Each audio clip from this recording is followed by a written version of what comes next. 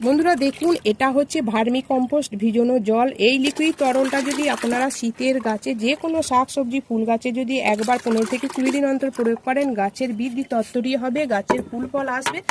আমি এই গাছগুলোতে আমি দিয়ে দিচ্ছি, দেখুন তাতে আমার গাছের দেখুন রেজাল্ট দেখুন কীরকম।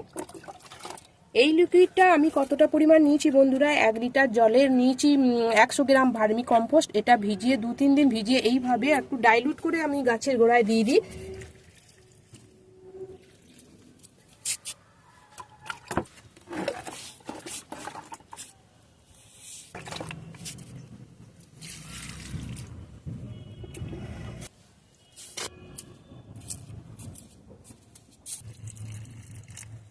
ভিডিওটি ভালো লাগলে অবশ্যই আপনারা প্রচুর শেয়ার করবেন আর আমার সবুজ ভিলা চ্যানেলের পাশে থাকবেন।